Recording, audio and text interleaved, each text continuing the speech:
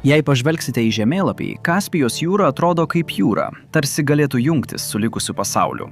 Tačiau iš tikrųjų taip nėra. Ji visiškai apsupta sausumos, atskirta nuo visų žemės vandenynų. Ir tai kelia apgaulingai paprastą klausimą. Kas iš tikrųjų yra Kaspijos jūra? Atsakymas į šį klausimą nėra tik įrašas vadovėlyje. Tai lemia, kas kontroliuoja milžiniškus energijos išteklius, kas turi karinę prieigą ir kaip 5 šalys pasidalyja vieną iš labiausiai ginčijamų vandens telkinių planetoje. Ir dabar atsirado dar viena problema, kuri gali negrįžtamai pakeisti situaciją. Taigi, prieš suprasdami, kas ją kontroliuoja, turime suprasti, kas tai yra ir kodėl niekas negali dėl to susitarti. Kaspijos jūrą supa Rusija, Iranas, Turkmenistanas, Azerbaidžanas ir Kazachstanas. Kiekviena iš jų jos nori. Ji per didelė, kad ją būtų galima ignoruoti, per vertinga, kad būtų palikta neapibrėžta ir per daug neįprasta, kad būtų galima aiškiai priskirti kuriai nors kategorijai. Ji sūri, nors ne tokia sūri kaip vandenynas. Ji turi bangas, sroves ir ekosistemas, kurios primena jūrą, tačiau geografiškai ji yra įkalinta žemyno viduje. Ir būtent ši prieštara yra problemos pradžia. Prieš milijonus metų Kaspijos jūra visai nebuvo izoliuota. Ji buvo daug didesnės vandenyno sistemos dalis, besitęsiančios per dabartinę Europą ir Aziją. Tektoniniai poslinkiai palaipsniui ją atskyrė, kol vanduo, kuris kadaise turėjo ryšį su likusiu pasauliu, liko uždaras sausumos apsuptyje. Tai, kas liko, nebuvo nei ežeras, nei jūra. Vandens lygis kilo ir krito, druskingumas keitėsi. Kranto linijos judėjo. Ir tas nestabilumas niekada iš tikrųjų nesiliovė. Gerokai prieš atsirandant šiuolaikinėms sienoms, konkuruojančios imperijos ir vietiniai valdovai siekė kontrolės. Europos vadovai mezgė politinės sąjungas ir papirkinėjo vietos valdžią, kad užsitikrintų prieigą prie ankstyvųjų naftos gręžinių ir prekybos kelių. Net X amžiuje nafta buvo išgaunama apšvietimui, medicinai ir pramoniniams tikslams. Tai suformavo tam tikrą dėsningumą. Imperijos kilo ir žlugo, tačiau niekas neužtikrino visiškos kontrolės. Šios vieningos valdžios trūkumas nulems regiono ateitį. Kaspijos regione ši tendencija niekada nenutrūko. Ji tiesiog tapo brangesnė. Žvejyba, ypač eršketų žvejyba dėl juodųjų ikrų, kentėjo nuo pergaudimo dėl neaiškaus reguliavimo. Nesant aiškios valdžios, pergaudimas greitai tapo problema. Ištekliai mažėjo, rūšims kilo grėsmė. Modelis buvo paprastas. Kai taisyklės neaiškios, visi ima tiek, kiek gali. Ir ši tendencija išsiplėtė į kur kas vertingesnius išteklius nei žuvys. Nafta ir gamtinės dujos pavertė Kaspijos jūrą geidžiamų prizu dar gerokai prieš šiuolaikinius energijos poreikius. Kontrolė šio ištekliaus atžvilgiu formavo regioninius ir pasaulinius interesus, o Rusija, kaip pagrindinė Europos galybė, turėjo tiesioginę prieigą. Rusija yra vienintelė Europos šalis turinti prieigą prie Kaspijos jūros. Plečiantis jos teritorijai, šis regionas jai tapo ypač svarbus. Petro Didžiojo laikais tyrinėtojas Fjodoras Soimanovas sudarė jūros žemėlapį, skatindamas prekybą ir stiprindamas Rusijos dominavimą. Tai reiškia, kad prasidėjo ginklavimosi varžybos. Galiausiai komunistai nugalėjo, o Sovietų sąjunga įgijo Kaspijos jūros kontrolę. Prasidėjo nauja kontrolės era. Sovietų dominavimas reiškia, kad didžioji Kaspijos dalis buvo centralizuotai valdoma. Tai paliko tik Iraną kaip nepriklausomą pakrantės valstybę, kuri tvarkė savo sudėtingus santykius su pasaulio galiomis. Nes kur krypsta nafta, ten krypsta ir pasaulis. Kaspijos naftos kontrolė reiškia galią. Sovietų sąjunga rėmėsi šiais ištekliais, kad galėtų konkuruoti pasauliniu mastu, o šaltasis karas paskatino spartų industrializavimąsi palei jūrą. Naftos platformos, tanklaiviai ir infrastruktūra pakeitė regioną. Aplinkosaugos klausimai lengvai atsidūrė antrame plane palyginti su geopolitika. Sovietmečio vamzdynai sukūrė tiek ekonominės gyvybinės arterijas, tiek teisinės komplikacijas, kurios išlieka iki šiol. Naftos vamzdynų, uostų ir saugojimo centrų tinklas sukūrė pirmąjį modernų išteklių kontrolės planą. Net ir po nepriklausomybės šie infrastruktūros objektai nulemdavo, kokie maršrutai gali būti naudojami, kurios valstybės gauna daugiausia naudos ir kaip tarptautiniai partneriai derėsis dėl prieigos. Ir tada viskas sugriuvo. Žlugus Sovietų sąjungai 1991 metais, Kaspijos jūros pakrantės smarkiai pasikeitė. 15 valstybių įgijo nepriklausomybę, kai Rusijos teritorija sumažėjo. Azerbaidžanas, Kazachstanas ir Turkmenistanas gavo didelės Kaspijos jūros pakrantės dalis. Rusija išlaikė priėjimą, tačiau jūra dabar buvo griežtai padalinta tarp naujai besivystančių valstybių, kurių kiekviena turėjo skubių ekonominių ambicijų. Žmonės pradėjo į šį regioną žvelgti oportunistiškai. Tokijos asmenybės, kaip būsimas JAV viceprezidentas Dick Cheney, išskyrė Kaspijos regioną kaip vieną svarbiausių ekonominių regionų pasaulyje.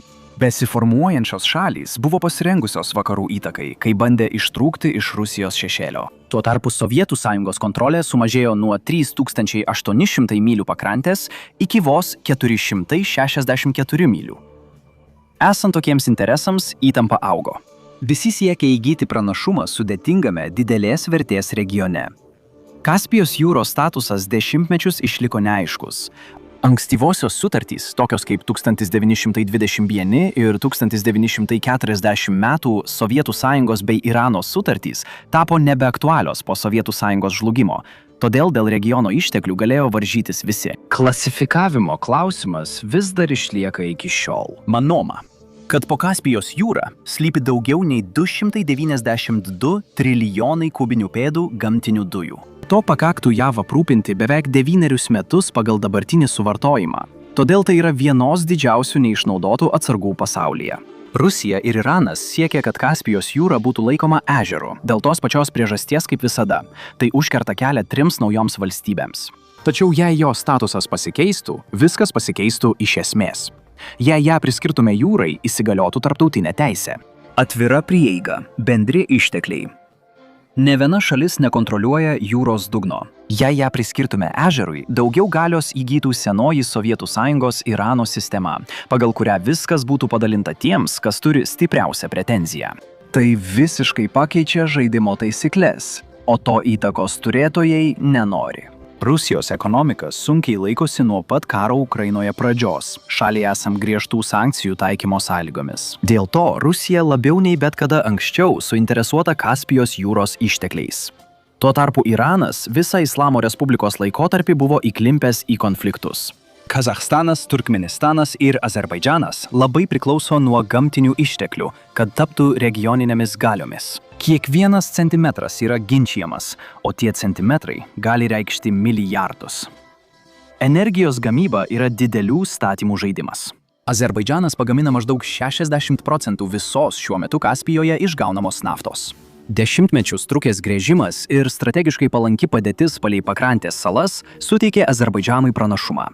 Regiono atvira rinka ir gausūs ištekliai didina įtampą, todėl konfliktas tampa vis labiau tikėtinas. Kiekviena valstybė, supanti Kaspijos jūrą, turi persidengiančių pretenzijų ir dažnai kyla ginčų. Ypač Azerbaidžanas pastebėjo, kad Iranas ir Turkmenistanas nori plėstis į teritoriją, kurią jis laiko sava.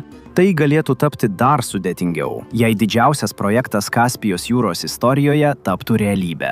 Tai atveda prie Transkaspijos naftos transportavimo sistemos.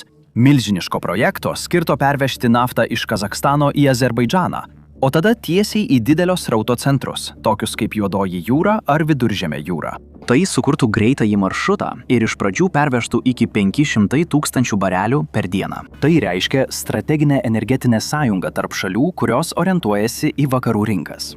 Šio projekto poveikis gali būti milžiniškas. Apeidamas tradicinius Rusijos ir Irano maršrutus, jis kelia grėsmę pakeisti regioninę įtaką energijos kainodarai ir politiniai įtakai. Aplinkosaugos klausimai taip pat yra svarbus. Po vandenių vykdomos statybos gali sutrikdyti ekosistemas ir padidinti tanklaivių eismą.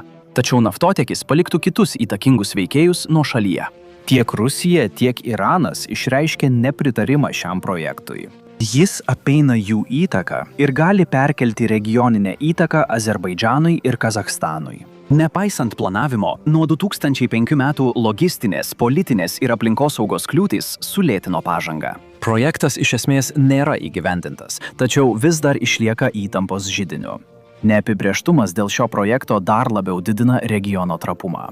Kiekvienas siūlomas maršrutas keičia politinius, ekonominius ir karinius vertinimus.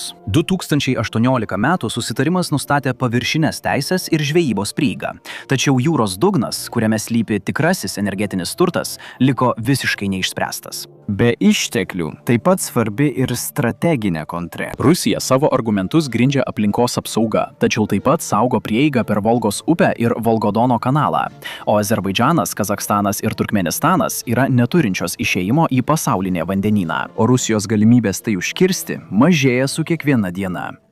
Kurį laiką Rusija ir Iranas buvo neginčijamos karinės galios šiame regione. Abi šalys susidūrė su konfliktais, kurie išeikvojo jų pajėgas. Tuo tarpu buvusios Sovietų Sąjungos valstybės išplėtė savo karinių jūrų pajėgų buvimą. Dabar visos 5 pasienio valstybės turi savo pajėgas šiame regione. Bet kokį bandymą perimti kontrolę sutiktų karinė jėga. Kol kas visos 5 šalys pretenduoja į šį regioną ir laikosi neramios taikos. Kadangi dėl Kaspijos jūros yra 5 skirtingi reikalavimai, kai kurios šalys sudarė atskirus susitarimus. Rusija, Kazachstanas ir Azerbaidžanas visos tarpusavyje yra sudariusios dvišalius susitarimus, pagristus vidurio linijomis. Niekas negauna tiksliai to, ko nori, bet visi gauna po truputį. Azerbaidžanas ir Turkmenistanas ginčijasi dėl bendro telkinio, nors įtampa išlieka daugiausia diplomatinė.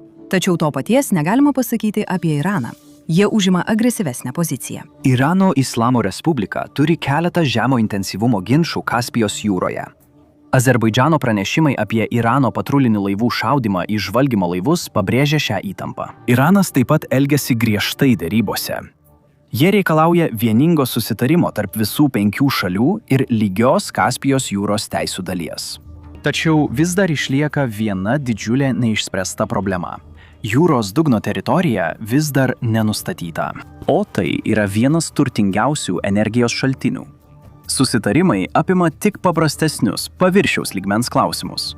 Vanduo nepaiso sienų. 6 upės kerta tarptautinės sienas pakeliui į Kaspijos jūrą, skirtingai nei Volga, kuri priklauso tik Rusijai. Kuros upė teka per 3 šalis, iš kurių 2, Gruzija ir Turkija, neturi sienos su Kaspijos jūra. Tai dar labiau apsunkina naftos transportavimo iš jūros procesą. Kiekvienas alternatyvus maršrutas atneša skirtingas diplomatinius derinius ir visų šių šalių ateitis gali pakibti ant plauko.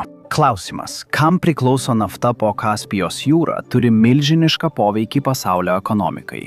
Iranas ir Rusija pasirašė susitarimą, kuris jų manimų suteikė jiems pranašumą, tačiau pasikeitusios sienos tai pakeitė. Šiuo metu trilijonai dolerių vis dar slypi po jūros dugnu. Kiekviena šalis regione turi savo karinį buvimą, tačiau tai negarantuoja dominavimo, nes jos nėra vienintelės turinčios interesų čia. Kambaryje yra tylus 6. dalyvis ir jie gali turėti didžiausią investiciją. Kadangi visos šios šalys yra sudariusios sandorius su naftos perdirbimo kompanijomis, tokiamis kaip pasauliniai konglomeratai Shell ir ExxonMobil, taip pat regioninės galios, tokios kaip Lukoil, jos stipriai investavo, o politiniai sukrėtimai gali kelti pavojų tiems pelnams. Ir tai reiškia ironiška, kad dabartinė padėtis gali būti geriausia visoms suinteresuotoms šalims. Kai visi turi savo dalį, niekas neturi kontrolės. 5 vyriausybėms ir 2 naftos multinacionalinėms bendrovėms visoms naudinga ta pati neišspręsta problema. Štai kodėl klasifikavimo ginčas tęsiasi jau 30 metų. Atsakymas yra per daug vertingas per daugelį žmonių.